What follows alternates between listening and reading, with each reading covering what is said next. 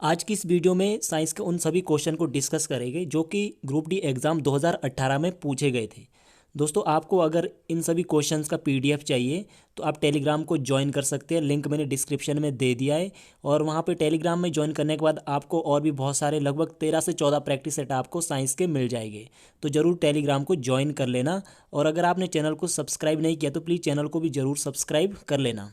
आज का जो पहला प्रश्न है कि डैश विलियन मधुमक्खी के डंक के इलाज के लिए उपयोग किया जाता है। जब मधुमक्खी काटती है तो हम कौन से विलियन को यूज़ करते हैं ताकि जो दर्द है वो कम हो सके।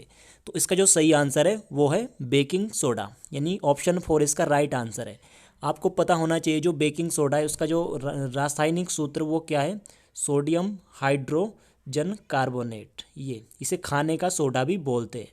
ठीक है, ये आपको पता होना चाहिए। अगला प्रश्न है, कौन सा उत्तक पौधों को या पौधे को कठोर और सख्त बनाता है। कौन से उत्तक बनाते हैं पौधे को कठोर और सख्त।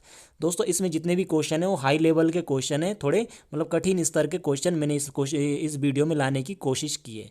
सेकंड क्वेश्चन है कि कौन सा उत्तक पौधे को कठोर और सख्त बनाता है। तो दोस्तों, इसका जो सही आंसर है वो है ऑप्शन सेकंड, स्क्लेरेन काइमा। क्या है, स्क्लेरेन काइमा इसका क्या है, राइट आंसर है। और जो जाइलम होता है वो क्या करता है, जाइलम वाटर सप्लाई। ठीक है, क्या करता है, प्लांट्स में वाटर सप्लाई कौन करता है, जाइलम करता है। और जो पेरेन काइमा होते हैं ये क्या होते हैं, इनकी जो दीवारें होती है क्या होती है, पतली दीवारें होती है। ठीक है, क्या होती है इनकी जो पेरेन काइमा जो टिश्यू होते हैं इनकी पतली दीवारें होती है। और ये क्या काम कर रहे हैं, ये किन क्रियाओं में शामिल होते हैं, ये जैसे खाद्य भंडार हो गया, प्रकाश संश्लेषण आदि क्रियाओं में ये शामिल होते हैं। अगला प्रश्न है कि एक व्यक्ति जमीन से 20 किलोग्राम का सामान उठाता है और जमीन से 2 मीटर ऊपर अपने सिर पर रखता है, तो उसके द्वारा किया गया कार्य कितना होगा। काफ़ी इजी क्वेश्चन है। तो देखिए इसमें क्या बोला गया है, एम कितना दे रखा है, 20 किलो। ठीक है, और एच कितना दे रखा है, एच दे रखा है 2 मीटर। हमें पता है कि डब्ल्यू बराबर क्या होता है, कार्य बराबर होता है बल गुणा विस्थापन। और हमें ये भी पता है कि बल बराबर क्या होता है, M G. M G, F की जगह हम एम जी लगेंगे और लगाएंगे और एस लिख देंगे, तो डब्ल्यू बराबर हो जाएगा एम जी एस। जी का वैल्यू हमें 10 लगाना है, तो क्या हो जाएगा, एम की वैल्यू रख दो 20, जी की वैल्यू 10 और एस की वैल्यू कितनी रखेंगे, एस की जगह हम एच रखते हैं यानी 2। जब इसके आप फटाफट से इसको सॉल्व करेंगे तो इसका जो सही आंसर आ जाएगा वो कितना आ जाएगा, लगभग ये आ जाएगा 400 जूल। ठीक है, तो ऑप्शन सेकंड इसका राइट आंसर है, 400 जूल इसका सही आंसर हो जाएगा। अगला प्रश्न है कि आधुनिक आवर्त सारणी के 18वें समूह में कितने तत्व मौजूद है। जो आधुनिक आवर्त सारणी है जिसे 18वां समूह कौन सा है, इनमें नोबेल गैस आती है। नोबेल गैस या इनर्ट गैस या अक्रिय गैस बोलते हैं, इनमें ये सब आते हैं। ठीक है, तो इसमें कुल 7 कितने तत्व है, 7 तत्व है। जैसे जिनमें कौन कौन से हैं, जैसे हीलियम हो गया, ठीक है, नियॉन हो गया, और क्या हो गया आपका, ऑर्गन हो गया, क्रिप्टॉन हो गया, ये सब क्या है इसी में आते हैं। अगला प्रश्न है कि जब एक बड़ा बल एक पिंड पर थोड़े समय के लिए कार्य करता है तो उस बल को क्या कहते हैं। यानी जब एक बड़ा बल थोड़े से समय के लिए कार्य करता है तो उसे क्या कहते हैं, काफ़ी इंपॉर्टेंट प्रश्न है। तो उसे कहते हैं आवेगी बल। क्या कहते हैं उसे, आवेगी बल। आवेगी बल बराबर क्या होता है, आवेगी बल बराबर होता है बल गुणा समय। क्या होता है, बल गुणा समय। तो आप अनुमान लगा सकते हैं कि इसका जो मात्रक होगा क्या होगा, बल का मात्रक क्या होता है, न्यूटन होता है, और समय का सेकंड। तो इसका मात्रक क्या हो जाएगा, न्यूटन सेकंड। ठीक है, अगला प्रश्न है कि निम्न में से किस उपकरण का उपयोग पानी के नीचे ध्वनि को मापने के लिए किया जाता है। किसका उपयोग किया जाता है पानी के नीचे ध्वनि को मापने के लिए।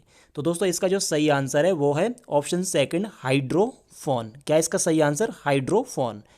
अगला प्रश्न है कि निम्नलिखित में से किस न्यूटन के गति के नियम को गैलीलियो के नियम के रूप में भी जाना जाता है। इंपॉर्टेंट प्रश्न है कि न्यूटन के जो 3 नियम थे उसमें कौन से नियम को गैलीलियो का नियम भी गैलीलियो के नियम के रूप में भी जाना जाता है।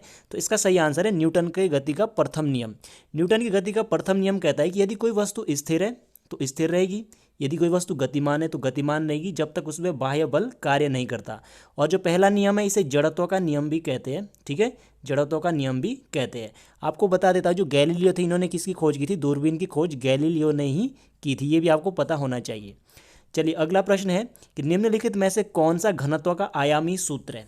इस टाइप के क्वेश्चन ग्रुप डी एग्जाम 2022 में पूछे जाने की पूरी संभावना है कि घनत्व बराबर क्या होता है। घनत्व बराबर होता है द्रव्यमान, क्या होता है, द्रव्यमान अपॉन आयतन। ठीक है, द्रव्यमान का जो विमीय सूत्र होता है वो क्या होता है, द्रव्यमान को हम एम से लिखते हैं। ठीक है, और जो आयतन होता है इसको हम L की पावर Q, यानी कि मीटर क्यूब जिसमें भी नापते हैं। तो इसका जो बीमीय सूत्र हो जाएगा वो आयामी सूत्र हो जाएगा, M और L की पावर Q माइनस Q हो जाएगा, क्योंकि नीचे ऊपर आएगा तो माइनस में आ जाएगा, T की पावर 0, क्योंकि T तो है ही नहीं। तो इसका जो सही आंसर हो जाएगा वो हो जाएगा कौन सा, ऑप्शन थर्ड। ठीक है, तो आप इस तरह से क्या कर सकते हैं, बीमीय मतलब फॉर्मूला अगर आपको पता है तो आप आसानी से कर सकते हैं इनको। अगला प्रश्न है, अंगूर निम्नलिखित में से किस अम्ल के स्रोत है, यानी कि अंगूर में कौन सा अम्ल पाया जाता है। तो दोस्तों अंगूर में कौन सा अम्ल पाया जाता है, इसका सही आंसर है टार्टरिक अम्ल। कौन सा, टार्टरिक। ये इमली में भी पाया जाता है, किस में पाया जाता है, ये इमली में भी ये अम्ल पाया जाता है, ये आपको याद रखना है। चलिए अगला प्रश्न है कि निम्नलिखित में से कौन एंटीबायोटिक के रूप में इस्तेमाल किया जाने वाला पेनिसिलिन का स्रोत है, यानी जो पेनिसिलिन है जो कि एंटीबायोटिक है, इसको कहाँ किससे बनाई जाती है ये। ठीक है, तो इसका जो सही आंसर है वो क्या हो जाएगा, ऑप्शन फर्स्ट, कवक। किससे बनती है, कवक से बनती है। और इसका जो मतलब इसको विकसित किया था, किसने किया था, अलेक्जेंडर फ्लेमिंग ने। किसने किया था, अलेक्जेंडर फ्लेमिंग ने इसको विकसित किया था। ये भी आपको पता होना चाहिए, कब किया था, 1928 में। ठीक है, याद रखना, काफ़ी इंपॉर्टेंट प्रश्न है, किससे निकलती है, कवक से बनाई थी। अगला प्रश्न है, रेडियो तरंगों के विक्षेपण के लिए वायुमंडल की निम्न में से कौन सी परत जिम्मेदार। जो रेडियो तरंगें कहाँ पाई जाती है, वायुमंडल में रेडियो तरंगें कहाँ पाई जाती है, तो इसका जो सही आंसर है वह है आयन मंडल। आयन मंडल में क्या पाई जाती है, रेडियो तरंगें पाई जाती है। ठीक है, और जो क्षोभ मंडल, जितनी भी मौसम की घटनाएं होती है, मौसमी घटनाएं होती है, जो वायुयान के लिए जो आदर्श मतलब जो मौसम होता है या जो वायुमंडल होता है, क्या होता है, क्षोभ मंडल होता है। ठीक है, ये भी आपको ध्यान रखना है। अगला प्रश्न है कि निम्नलिखित में से कौन से स्वर्ण के अयस्क हैं, यानी कि सोने के अयस्क कौन से हैं इनमें से।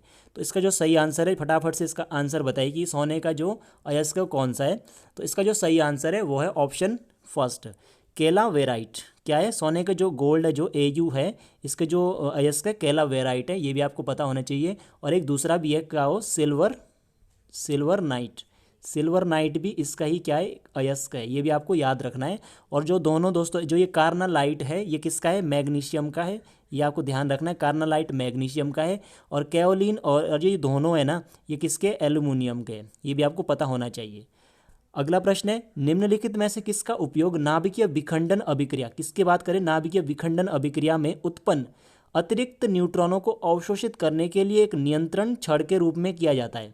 इंपॉर्टेंट प्रश्न है, तो इसका जो सही आंसर है वो क्या है, सही आंसर है कैडमियम छड़। या तो हम कैडमियम छड़ का यूज़ करते हैं या किसका यूज़ करते हैं, बोरॉन। जो बोरॉन जो छड़े होते हैं, इनका यूज़ हम किस में करते हैं, नियंत्रण छड़ के रूप में करते हैं। कहाँ पे, नाभिकीय विखंडन में। अगला प्रश्न है कि निम्न में से कौन सा पौधों के लिए आवश्यक सूक्ष्म तत्व नहीं है, माने कि जो इन जो 4 ऑप्शन दिए इनमें से कौन सा पौधों के लिए आवश्यक नहीं है। तो इसका जो सही आंसर है वो है ऑप्शन सेकंड, क्रोमियम। क्रोमियम एक पर्यावरण प्रदूषक होता है, एक प्रकार से पर्यावरण प्रदूषक माना जाता है। और जो आवश्यक तत्व है पौधों के लिए कौन से, जैसे कार्बन हो गया, हाइड्रोजन हो गया, ऑक्सीजन हो गया, नाइट्रोजन हो गया, फास्फोरस हो गया, मैग्नीज हो गया, ठीक है, मॉलवीडियम हो गया, ये सब क्या है, आपके पोषक तत्व है जो कि आवश्यक है पौधों के लिए। अगला प्रश्न है, लाल चींटियों में निम्नलिखित में से कौन सा अम्ल पाया जाता है। जो लाल चींटियाँ होती हैं उनमें कौन सा अम्ल पाया जाता है, फॉर्मिक एसिड पाया जाता है। ठीक है, HCHO, ठीक है, फॉर्मिक एसिड। और जो HCl होता है, हाइड्रोक्लोरिक एसिड होता है, ये क्या होता है, एक प्रकार का पाचन अम्ल होता है, पाचक एसिड होता है, जो हमारे शरीर में भोजन को पचाता है। और जो आपका जो ऑक्जेलिक एसिड होता है, COOH का होल ट्वाइस बोलते हैं इसे, इसका यूज़ कहाँ किया जाता है, जंग को हटाने के लिए इसका यूज़ किया जाता है, ये आपको ध्यान रखना है। ठीक है, देखिए आपके एक क्वेश्चन से 3-4 क्वेश्चन बन गए। अगला प्रश्न है कि ल्यूसीफरीन निम्नलिखित में से किस कीड़े में पाया जाता है। ल्यूसीफरीन निम्न में से किस कीड़े में पाया जाता है। तो इसका जो सही आंसर है वो है ऑप्शन ए, जुगनू। जुगनू में आपने देखा होगा रात को जुगनू क्या होते हैं, चमकते हैं। जुगनू चमकते हो, किसके कारण चमकते हैं, ये जो ल्यूसीफरीन है इसके कारण ही क्या होते हैं, जुगनू चमकते हैं। और जो ल्यूसीफरीन होता है क्या होता है, एक प्रकार का कार्बनिक पदार्थ होता है। क्या होता है, कार्बनिक पदार्थ होता है। ठीक है, आपको याद रखना, कार्बनिक पदार्थ होता है। चलिए अगला प्रश्न देखते हैं कि निम्नलिखित में से कौन सा परीक्षण व्यक्तियों में वर्णांधता के निदान के लिए किया जाता है। दोस्तों ये एक प्रकार की क्या होती है, मतलब बीमारी टाइप की होती है, जो कि क्या होती है, वंशानुगत होती है। ठीक है, हेरिडेटरी टाइप की होती है, मतलब पेरेंट्स से फिर उनकी संतान में आ जाती है। तो इसमें इसके निदान के लिए कौन सा परीक्षण किया जाता है, तो कौन सा टेस्ट किया जाता है? तो इसका जो सही आंसर है वो क्या हो जाएगा? इसका सही आंसर हो जाएगा इशिहारा परीक्षण। कौन सा? इशिहारा। काफ़ी इंपॉर्टेंट प्रश्न है। इशिहारा परीक्षण किस में किया जाता है? वर्णांधता में। ठीक है।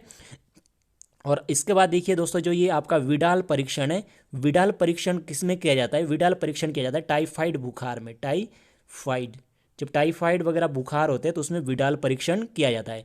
और जो ये रॉर्स चौक है ना, ये जो सेकंड वाला रॉर्स चौक है, इसका यूज़ किया जाता है व्यक्तित्व मापन के लिए। किसके लिए? व्यक्तित्व मापन। व्यक्तित्व मापन में इसका यूज़ किया जाता है। अगला प्रश्न है कि दीप्त तीव्रता या ज्योति, इसको हम ज्योति तीव्रता भी बोलते हैं। क्या बोलते हैं? ज्योति तीव्रता की एसआई इकाई क्या है? ऐसे प्रश्न अक्सर पूछे जाते हैं। तो इसका जो सही आंसर हो जाएगा वो होगा ऑप्शन 3 कैंडेला। ज्योति तीव्रता की जो एसआई इकाई हो क्या है? कैंडेला। आपको पता है कि एम्पियर किसकी है? करंट की है। ठीक है, आपको पता है केल्विन टेम्परेचर की है, ये आपको पता है। अगला प्रश्न है कि निम्नलिखित में से क्या वंशानुगत रोग नहीं है? मतलब कौन सी हेरिडेटरी डिजीज नहीं है? यानी वंशानुगत आपको पता होगा, यानी कि पहले पेरेंट्स में था फिर उनकी संतान में चले गया। तो इसका इनमें से कौन सा वंशानुगत रोग नहीं है? तो इसका सही आंसर है ल्यूकेमिया। ल्यूकेमिया क्या है? एक प्रकार का क्या है? एक प्रकार का क्या होता है? कैंसर होता है। ठीक है, एक प्रकार का क्या होता है? ये कैंसर होता है ल्यूकेमिया। बाकी सारे क्या है? ये वर्णांधता होती है। ठीक है। और जो ये ल्यूकेमिया होता है किसको? रक्त को और अस्थि मज्जा को क्या करता है? रक्त प्लस अस्थि मज्जा। ठीक है, ये क्या करता है? इनको अस्थि मज्जा को क्या करता है? प्रभावित करता है। ये आपको ध्यान रखना है। अगला प्रश्न है क्वेश्चन नंबर 20, निम्नलिखित में से कौन सा घरेलू पदार्थ प्रकृति में क्षारीय नहीं है? ठीक है, घरेलू पदार्थ कौन सा है जो प्रकृति में क्षारीय नहीं है, मतलब बेसिस नहीं है? तो इसका जो सही आंसर हो जाएगा वो क्या हो जाएगा? इसका सही आंसर ऑप्शन सेकंड सिरका। सिरका में क्या पाया जाता है? एसिड पाया जाता है। कौन सा एसिड पाया जाता है? Acetic acid. ठीक है, सिरका में एसिटिक एसिड होता है। ठीक है, मतलब पानी के साथ सिरका मिलाया होता है, इसलिए मतलब बहुत कम मात्रा होती है। और चाउमीन वगैरह में भी इसका यूज़ किया जाता है। अगला प्रश्न है कि यदि किसी परिपथ के माध्यम में 6 मिनट के लिए बहने वाली विद्युत धारा 0.6 एम्पियर है, तो इसके माध्यम से बहने वाली विद्युत आवेश, देखिए यहाँ पे क्या बोला गया है? टाइम कितना दे रखा है? 6 मिनट दे रखा है। ठीक है, हम इसको सेकंड में बदलेंगे तो हम 60 से इसको गुणा कर देंगे, ये सेकंड आ गया। ठीक है, और करंट दे रखा कितना? 0.6 एम्पियर करंट दे रखा है। हमें निकालना है आवेश। तो हमें पता है कि जो क्यू बराबर क्या होता है? आई टी होता है। ठीक है, आपको पता होना चाहिए क्यू बराबर क्या होता है? I T.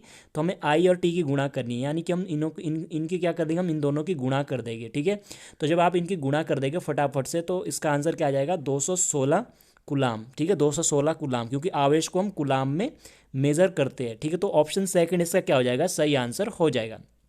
अगला प्रश्न है कि एक नमक का उदाहरण दे जो 7 से कम पीएच का एक जलीय विलयन देता है। ठीक है, एक नमक ऐसा कौन सा सॉल्ट है जो 7 से कम पीएच वाला एक जलीय विलयन देता है? तो इसका सही आंसर बताइए दोस्तों। कई बार एग्जाम में पूछा गया प्रश्न है, तो इसका सही आंसर है अमोनियम क्लोराइड। ठीक है, मैं आपको बता देता हूँ ये क्या है। ये होता है अमोनिया। ये क्या होता है? अमोनियम। इसको बोलते हैं अमोनियम, इसको बोलते हैं अमोनिया। ठीक है, ये आपको पता होना चाहिए। अब अमोनियम क्लोराइड मतलब हम इसमें क्लोरीन लगा देंगे। ठीक है, तो ये क्या होता है? ये क्या देता है? 7 से कम एक पीएच जलीय विलयन देता है, आपको पता होना चाहिए। अगला प्रश्न है कि सोल्डर डैश धातुओं से मिलाकर बनाया जाता है। काफ़ी महत्वपूर्ण प्रश्न, इस वीडियो का सबसे मोस्ट इंपॉर्टेंट प्रश्न यही है। जो सोल्डर होता है किन धातुओं से मिलाकर बनाया हुआ होता है? तो जो सोल्डर होता है तो ये होता है सीसा। सीसा को बोलते हैं हम पीबी। ठीक है, सीसा और किससे बना हुआ होता है? टीन। एसएन से क्या बनता है? सोल्डर बनता है। ठीक है, आपको पता होना चाहिए किससे? इससे बनता है। ठीक है, ये इसका ऑप्शन 4 इसका क्या है? सही आंसर है। और जो देखिए दोस्तों क्या होता है, जो कॉपर और जो जिंक है, कॉपर और जिंक से क्या बनता है? पीतल बनता है। क्या बनता है? कॉपर और जिंक से पीतल बनता है, ये भी आपको पता होना चाहिए। और जो कॉपर और जो टीन है, कॉपर और टीन, इससे क्या बनता है? कांसा बनता है। क्या बनता है? कांसा बनता है। और जो कॉपर निकिल और जिंक है, इससे क्या बनता है? जर्मन सिल्वर बनता है। क्या बनता है? जर्मन सिल्वर बनता है, ये भी आपको पता होना चाहिए। ठीक है दोस्तों, तो दोस्तों आज के लिए इतने ही क्वेश्चन थे। अगर आपको ये वीडियो पसंद आई तो प्लीज़ वीडियो को लाइक और चैनल को जरूर सब्सक्राइब कर लीजिएगा।